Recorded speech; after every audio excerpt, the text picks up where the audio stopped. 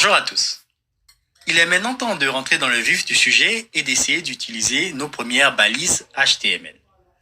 Dans cette vidéo notamment, nous allons parler des titres qui vont nous permettre de structurer notre page web de manière claire de telle sorte à ce que les utilisateurs comprennent de quoi notre page web parle très rapidement. Mais aussi, les titres sont très utiles lorsque vous voulez par exemple être découvert par de nouveaux utilisateurs parce que des moteurs de recherche comme Google ou Yahoo vont regarder votre page web et analyser les différents titres que vous avez sur votre page web pour comprendre le contenu de votre page web. Du coup, si de nouveaux utilisateurs recherchent des termes que vous traitez sur votre page web, les moteurs de recherche vont proposer votre page web à ces personnes. Pour utiliser les titres en HTML, c'est assez simple. Vous devez utiliser des balises H. Donc, oubliez pour l'instant le X qu'on a ici. Donc, du coup, balise H à ce niveau-là. Donc, il y a un tag de début et un tag de fin. Et la valeur de X ici peut être égale à 1, 2 jusqu'à 6. Du coup, vous pouvez avoir un titre H1 ou bien un titre H2 ou un titre H3. Ces titres-là sont différents et on verra la différence en pratique. Voilà, j'ai exactement la même configuration qu'on avait utilisée à la fin de la vidéo précédente. Donc Visual Studio Code à gauche à ce niveau-là et le rendu en fait à droite ici, donc Google Chrome à droite à ce niveau. Et j'utilise aussi l'extension Live Server pour pouvoir afficher les modifications en temps réel lorsque je change mon code HTML. Donc, si vous utilisez Visual Studio Code, encore une fois, cette extension-là est vraiment très utile. Du coup, ce qu'on va faire ici, c'est qu'on va créer un nouveau projet pour utiliser les balises titres. Donc, je vais venir dans File, Open Folder à ce niveau-là. Et ici, j'ai mon projet de la leçon précédente. Donc, je vais créer un nouveau dossier que je vais appeler titre. Voilà. Je vais sélectionner mon dossier et je clique sur Select Folder. Et vous allez voir en fait que Visual Studio Code démarre et on est maintenant dans le dossier titre. Ici, je peux créer un fichier, donc je vais l'appeler index.html. Encore une fois, c'est très important de mettre l'extension HTML pour que le navigateur sache qu'il s'agit d'un fichier HTML et puisse en fait l'exécuter. Donc voilà, et à ce niveau-là, je vais commencer à taper doc. Du coup, j'ai l'objet doc et si je fais tabulation, vous allez voir en fait que on a un template de code HTML qui est tapé pour nous. Donc dans le body, donc dans la balise body, on peut taper n'importe quoi. On peut faire bonjour. Je vais sauvegarder et il faudrait que je relance le live server. Donc je fais un clic droit, open with live server et normalement, voilà, j'ai un autre onglet qui est apparu et vous voyez en fait qu'on a bonjour qui est affiché ici à l'écran. Je vais vous mettre le boilerplate en fait dans l'une des ressources. Donc ce sera sûrement dans la ressource après la vidéo précédente ou bien dans la ressource après cette vidéo-là. Donc, essayez de regarder. Si vous n'utilisez pas Visual Studio Code, vous aurez quand même un boilerplate que vous pouvez utiliser directement et commencer à coder. Maintenant, ce qu'on peut faire, c'est qu'on n'a plus besoin en fait de cet onglet-là parce qu'on a déjà créé notre fichier index.html. Donc, on va le fermer pour avoir un peu plus de place pour pouvoir développer. Pour cela, vous pouvez venir dans View, sélectionner en fait Appearance ici, à ce niveau-là, Appearance, il y a en fait un autre onglet qui apparaît et vous décochez Show Sidebar. Ou bien vous pouvez faire CTRL B pour fermer cet onglet-là. Donc, je vais cliquer ici. Vous voyez en fait que l'onglet est fermé. Donc là, je vais faire CTRL B encore. Vous voyez que l'onglet apparaît, CTRL B et l'onglet part. Et là, on a beaucoup plus de place pour entrer notre code HTML. Du coup, à ce niveau-là, on avait vu en fait que nos titres commencent par la lettre H. Donc, je vais tout d'abord créer un titre H1. Pour cela, Visual Studio Code vient avec un outil qui est très puissant. Plutôt que de faire inférieur, H1, supérieur, et ensuite après taper titre, vous voyez déjà Donc, si je tape titre ici, vous voyez déjà en fait qu'il me met automatiquement le tag de fin à ce niveau-là. Donc, si j'enregistre, vous allez voir en fait qu'on a notre titre qui est affiché ici. Donc, le titre, il est en gras. On peut faire exactement la même chose, mais vous avez juste à taper le nom de la balise, donc H1. Ensuite, après, vous avez cette option-là. C'est un peu comme avec le doc. Et vous tapez sur la touche tabulation. Et voilà, vous avez votre balise qui est créée. Donc, je vais supprimer la première. Et dans cette balise-là, je vais taper mon titre H1. Et j'enregistre. Et je vois en fait que j'ai mon titre H1 qui est affiché à ce niveau-là.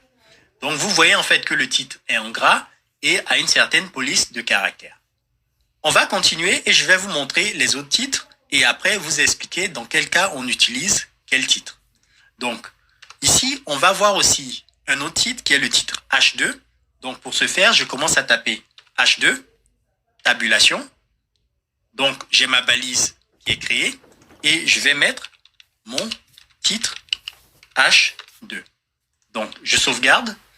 Vous voyez en fait qu'on a le titre H2 qui est affiché ici, mais la police de caractère est beaucoup plus basse que la police de caractère de notre titre H1 qu'on a à ce niveau-là.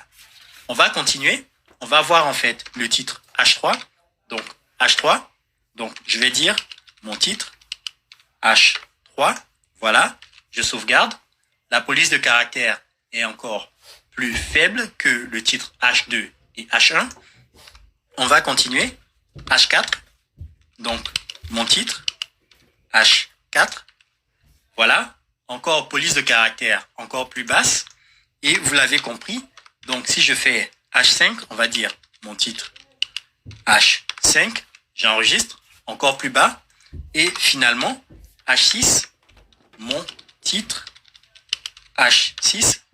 Vous voyez encore qu'on a en fait du texte qui est de plus en plus petit. Donc, comme vous avez pu le constater, H1 correspond à un gros titre, H2 correspond à un titre qui est inférieur à H1, et plus le nombre augmente, plus la police de caractère en fait du titre diminue. Donc, retenez bien ça, en fait, ça vient dans l'ordre inverse. Donc, 1 correspond à un gros titre et 6 correspond à un petit titre. Par contre, on n'a pas de titre H7 qui va afficher en fait du texte encore plus petit. Donc, les titres se terminent en fait par H6. Donc, de H1 à H6. Ce qu'il faudrait savoir, c'est que en général, sur une page web, vous aurez un seul titre H1 qui va donner en fait le sujet principal de votre page web. Donc, du coup, supposons que vous avez un blog de voyage et que vous parlez, par exemple, de Paris sur cette page spécifique HTML. Donc, du coup, vous pouvez, par exemple, avoir un titre H1 qui va dire « Mon voyage à Paris » et ensuite, après, vous avez votre contenu. Les titres H2 sont, en fait, après les titres H1. Donc, vous pouvez avoir plusieurs titres H2. Donc, sur votre page principale, par exemple, vous pouvez avoir un titre H1 qui est « Mon blog de voyage » et d'autres titres H2 qui vont dire en fait Paris, Londres, etc. Donc, on va faire cela ici pour vous démontrer en fait ce que je viens de dire. Il y a une autre balise qu'on avait vue, donc la balise HR, tabulation, qui va nous permettre en fait de mettre une barre pour faire une séparation sur notre page web. Donc, si j'enregistre, vous allez voir en fait qu'on a une barre qui vient en fait jusqu'à la fin de la largeur de notre page web. Donc, à ce niveau-là, je peux faire exactement ce que je vous avais dit. Donc, créer en fait une balise H1 ici. Et je vais appeler ça mon blog de voyage. Voilà. Donc, on a mon blog de voyage qui est ici. À ce niveau-là, si je veux, je peux faire en fait une séparation. Donc, HR. Voilà. Donc, j'enregistre. Donc, vous avez la séparation. Donc, je vais mettre tout ça en commentaire. Donc, mon blog de voyage, séparation. Ensuite, après, vous pouvez avoir un titre H2. Donc, H2, par exemple, qui va dire « Voyage à Paris ». Vous avez votre titre H2. Vous pouvez avoir votre contenu. Donc, je vais mettre n'importe quoi. Donc, le contenu, il est là. Ce n'est pas une bonne méthode, en fait, parce que ici, il faut les mettre dans ce qu'on appelle des paragraphes. Mais on verra les paragraphes dans la prochaine leçon. Donc, du coup, je tape juste du texte, en fait, comme cela, mais ce n'est pas quelque chose qu'il faut faire. Ensuite, après, je peux par exemple avoir un autre titre H2 et je vais dire voyage à Londres, par exemple. Et encore une fois, j'ai mon texte qui est affiché ici. Donc voilà, vous voyez à peu près déjà comment avec juste quelques tags, on peut avoir une page HTML qui commence à ressembler à quelque chose. Il y a une dernière chose que je veux vous montrer avant de terminer cette leçon, c'est justement les commentaires. Donc, comme vous pouvez le voir ici, j'avais mis en fait un code en commentaire et ce code-là n'est pas affiché à l'écran à ce niveau-là. Ce que vous pouvez remarquer, c'est que les commentaires commencent par le symbole inférieur avec un point d'exclamation.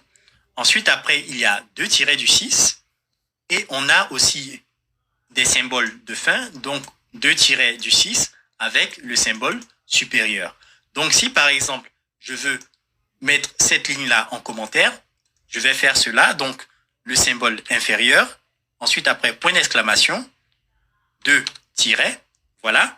Mais vous voyez en fait que ça met tout le code en commentaire. Donc ici, je dois mettre en fait les symboles de fin, donc 2 tirets du 6 avec le symbole supérieur. Et vous voyez en fait que cette ligne-là est en commentaire. Et maintenant, si j'enregistre, vous allez voir, la ligne a complètement disparu. Sur Visual Studio Code, il y a un raccourci clavier qui va vous permettre de mettre votre code en commentaire de manière très simple.